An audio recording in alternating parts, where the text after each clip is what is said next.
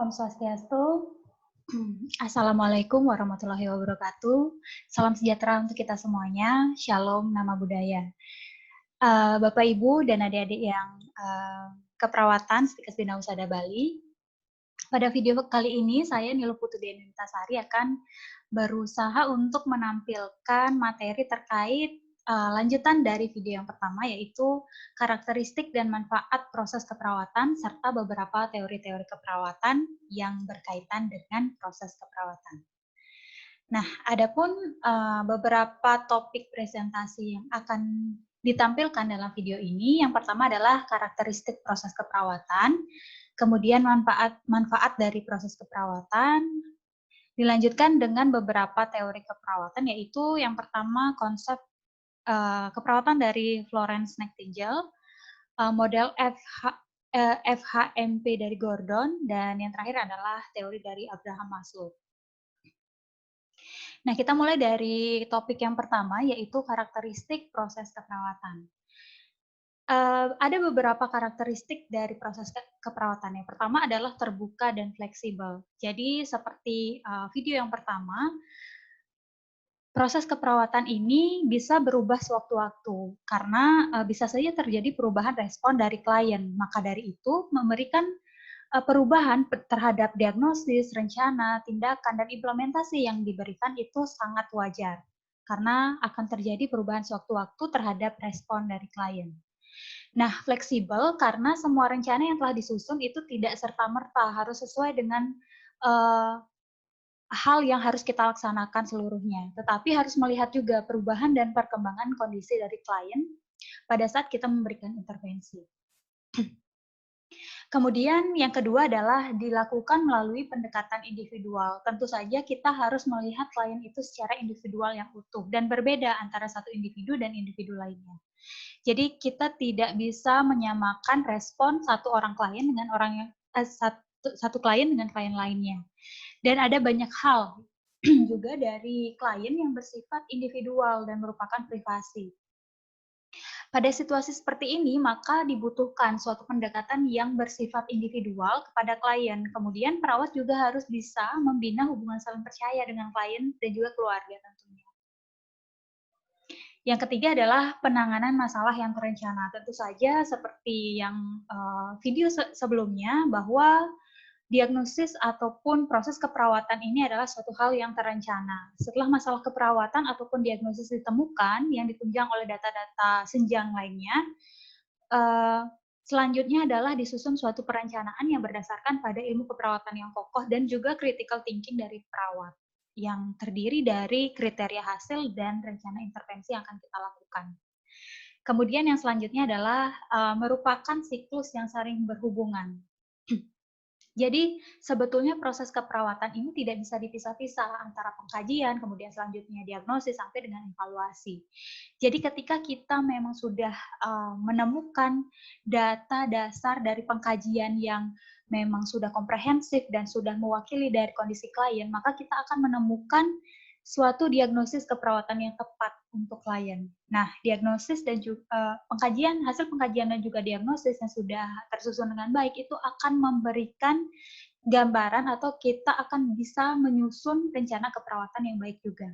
Nah, selanjutnya juga berimplikasi pada implementasi yang kita lakukan dan tentunya akan terukur dan terarah pada evaluasi.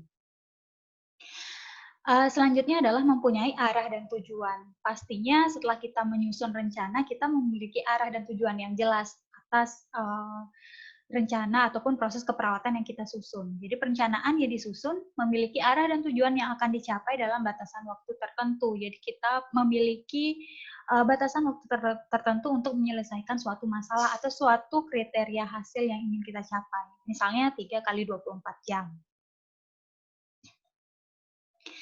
Kemudian terdapat validasi data dan pembuktian masalah. Jadi selalu ada pengkajian ulang atau reassessment terhadap data yang akan disusun. Nah, data yang dikumpulkan pada saat pengkajian itu betul-betul data yang diperoleh dari alat ukur atau instrumen yang baik dan juga yang terkalibrasi jika menggunakan alat. Kemudian juga harus ditegakkan sebuah diagnosis keperawatan sesuai dengan batasan karakteristik yang ada di SDKI maupun di Nanda sesuai dengan apa kondisi klien dan apa data pekajian yang didapatkan pada klien. Kemudian kita beranjak ke topik yang kedua, yaitu manfaat proses keperawatan. Jadi sebetulnya dari manfaat proses keperawatan ini terdiri dari 3 sudut pandang. Yang pertama adalah manfaat proses keperawatan bagi perawat. Jadi bagi kita selaku perawat, kita bisa lebih percaya diri dalam melakukan tindakan asuhan keperawatan karena semua rencana yang kita sudah buat itu tersusun dengan baik berdasarkan dari diagnosis keperawatan yang ditunjang oleh data-data yang tepat dan akurat. Kemudian peningkatan kualitas asuhan keperawatan. Jadi peningkatan kualitas asuhan keperawatan ini bisa kita capai jika proses keperawatan ini tersusun dengan baik, diimplementasikan dengan baik, dan juga dievaluasi dengan baik. Dan asuhan keperawatan yang optimal akan mempercepat proses kesembuhan dari klien. Dan hal ini tentu saja berimplikasi pada kepuasan kerja kita selaku perawat ketika misalnya melihat progres kesembuhan atau perbaikan kondisi klien itu optimal. Yang selanjutnya adalah proses keperawatan yang diterapkan akan membantu pengembangan profesionalisme. Tentu saja ketika kita dianggap mampu untuk membantu klien dalam proses kesembuhan, nilai-nilai profesionalisme kita juga sangat diakui dan diapresiasi oleh masyarakat ataupun dari klien sendiri. Kemudian proses keperawatan yang terdokumentasi dengan baik akan memudahkan dalam melaksanakan asuhan keperawatan. Jadi ketika kita menyusun rencana yang baik, terdokumentasi yang baik dengan kriteria hasil dan waktu yang bisa diukur seperti itu akan memudahkan kita dalam melakukan asuhan keperawatan. Hari ini apa yang harus kita capai, intervensi apa yang kita harus lakukan itu terukur dan terarah. Selanjutnya adalah manfaat proses keperawatan bagi klien. Tidak hanya bagi perawat, jadi klien juga tentunya akan merasakan manfaat dari proses keperawatan yang baik. Yang pertama adalah klien ikut berpartisipasi dalam menentukan perencanaan keperawatan dan akan meningkatkan kerjasama dalam pelaksanaan tindakan keperawatan. Ketika kita melibatkan klien dalam proses asuhan keperawatan, kita meminta persetujuan, kita berdiskusi dengan keluarga, maka proses keperawatan juga harapannya bisa optimal dan klien juga keluarga merasa diberdayakan dalam proses kesembuhan klien. Kemudian proses keperawatan menjamin klien agar mendapatkan asuhan keperawatan yang berkesinambungan.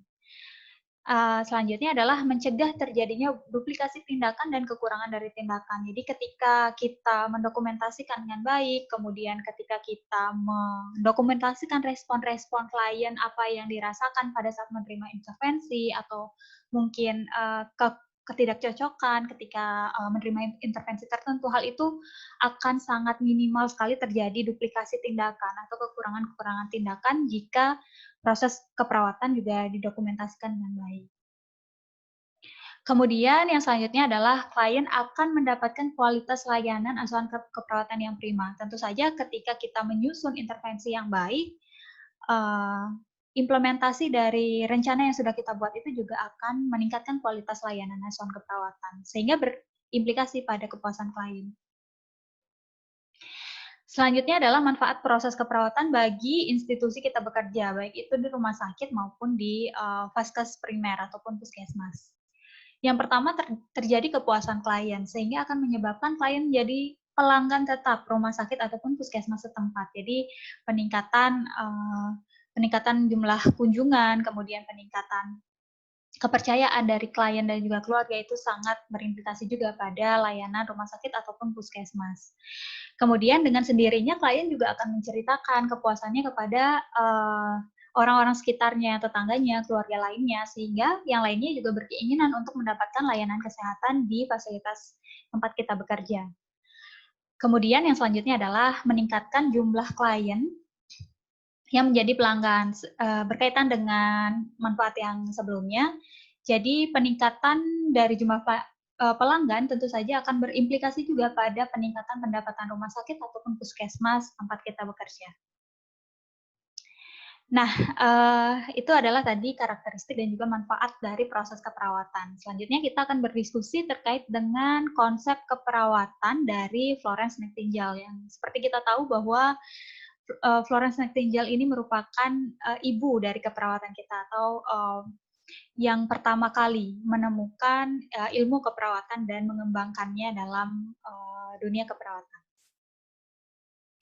Nah, Florence Nightingale adalah pendiri keperawatan modern. Jadi beliau lahir di Florence, Italia pada tanggal 12 Mei 1820. Dan sebetulnya keluarga dari Florence Nightingale ini adalah keluarga yang terdidik dan makmur. Jadi bukan berasal dari keluarga yang ekonomi menengah ke bawah, justru menengah ke atas. Namun beliau memiliki kepekaan dan rasa empati yang sangat tinggi terhadap kemanusiaan. Nah, Nightingale menerima permintaan dari Sidney Herbert bersama beberapa perawat lainnya untuk merawat tentara Inggris yang terluka pada saat perang. Nah, untuk mencapai misinya ini dalam memberikan asuhan keperawatan, beliau memodifikasi salah satu hal yang sangat penting di dalam proses kesembuhan klien, yaitu lingkungan. Nah, kerjanya dalam memperbaiki kondisi saat itu membuat beliau menjadi populer dan dihormati oleh beberapa tentara. Nah, beliau itu disebut the Lady of the Land. Jadi karena beliau berkeliling bangsal pada malam hari memberikan kenyamanan emosional bagi para prajurit. Nah, maka dari itu simbol keperawatan kita ada lampu lentera itu. Kemudian selama hidupnya, karya dari Nightingale diakui melalui berbagai penghargaan yang diperoleh di negara sendiri. Dan beliau mampu bekerja hingga usia 80-an, hingga kehilangan penglihatannya dan pada akhirnya meninggal dalam tidur di usia 90 tahun pada tanggal 13 Agustus 1910. Nah, teori dari Nightingale muncul pada saat Nightingale sebetulnya merawat tentara Inggris yang terluka pada masa Perang Crimea. Dan teori Nightingale sangat fokus sekali pada lingkungan. Jadi beliau menggambarkan bahwa lingkungan dari tentang konsep ventilasi, kehangatan, cahaya, diet, kebersihan, dan suara itu sangat berpengaruh terhadap kesehatan dan juga proses kesembuhan dari tentara-tentara Inggris yang perang di Perang Crimea itu menjadi cepat sembuh atau cepat pulih dari luka dan kondisi sakit lainnya.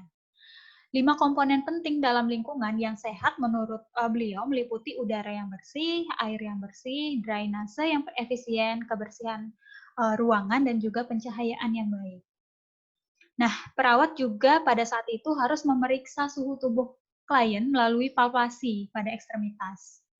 Perawat harus menata lingkungan untuk mempertahankan ventilasi dan kehangatan pasien dengan cara menggunakan pemanasan yang baik, membuka jendela, dan memposisikan klien di dalam ruangan yang benar. Pencahayaan diidentifikasi sebagai pemberian cahaya matahari langsung yang merupakan kebutuhan penting bagi klien. Seperti saat ini juga kita membutuhkan sinar matahari untuk memproteksi diri kita dari virus. Ternyata dari tahun pada saat Perang Crimea pun sudah dibuktikan oleh Florence Nightingale. Dan beliau mengatakan bahwa cahaya memiliki efek yang cukup nyata dan jelas bagi tubuh manusia. Nah, kebutuhan lingkungan yang tenang juga perlu dikaji dalam intervensi keperawatan. Kebisingan yang dihasilkan oleh aktivitas fisik sekitar ruangan itu harus dihindari karena dapat membahayakan klien. Selain itu, perawat juga harus memperhatikan nutrisi. Jadi, ketenangan lingkungan dan juga nutrisi yang baik, yang adekuat untuk klien juga digarisbawahi oleh Nightingale sebagai hal yang penting untuk proses kesembuhan dari tentara-tentara perang pada saat itu. Nah, jadi yang pertama tentang teori keperawatan Florence Nightingale, jadi tidak banyak yang mungkin di, uh, di didapatkan secara model, tapi memang lingkungan yang menjadi fokus utama dalam proses keperawatan yang diberikan oleh pendiri dan pendahulu kita. Nah, yang kedua ada model FHMP dari Gordon, The Functional Health Pattern Model. Jadi model ini digunakan oleh keperawatan sebagai acuan untuk pengkajian, proses pengkajian, sehingga matching pada proses keperawatan kita. Nah, Gordon ini adalah salah satu teoris keperawatan yang mengembangkan the functional health pattern model. Jadi ini adalah 11 poin besar untuk menggali informasi dalam pengkajian keperawatan. Dan ada beberapa pola yang kita harus identifikasi pada saat mengkaji klien. Yang pertama adalah persepsi terhadap kesehatan dan manajemen kesehatan.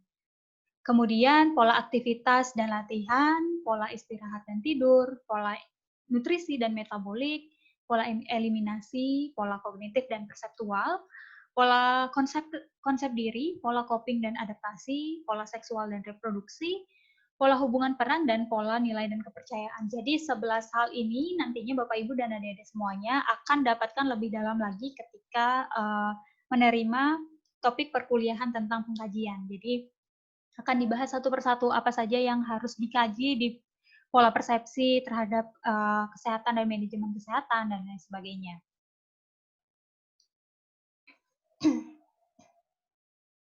Kemudian yang terakhir adalah teori dari Abraham Maslow. Jadi Abraham Maslow ini adalah seorang psikolog sebetulnya, jadi bukan seorang nurse dari Amerika yang menjadi pelopor psikologis humanis. Jadi beliau lahir tanggal 1 April 1908 dan kemudian meninggal pada usia 62 tahun. Teori yang digunakan sebagai salah satu preferensi. Teori ini sebetulnya digunakan sebagai salah satu preferensi dalam menentukan prioritas masalah dengan yang kita kenal sebagai piramida hierarki kebutuhan manusia. Jadi ada 5 hierarki kebutuhan manusia, nanti kita akan lihat. Dan hierarki yang menjadi prioritas dalam pemenuhan kebutuhan dasar manusia yang pertama adalah bersifat fisiologis. Jadi kita sebelum mencapai kebutuhan yang tertinggi, kebutuhan fisiologis kita itu harus terpenuhi. Misalnya oksigenasi atau udara, kemudian cairan dan elektrolit, eliminasi, nutrisi, istirahat dan tidur, aktivitas dan mobilisasi, seksualitas dan lain sebagainya. Jadi seluruh hal itu harus dipenuhi terlebih dahulu sebelum kita mencapai kebutuhan-kebutuhan yang lebih tinggi. Kemudian prioritas yang kedua adalah rasa aman dan nyaman. Setelah kita terpenuhi makan, minum, kebutuhan oksigenasi, dan lain sebagainya, maka kebutuhan yang selanjutnya adalah rasa aman dan nyaman.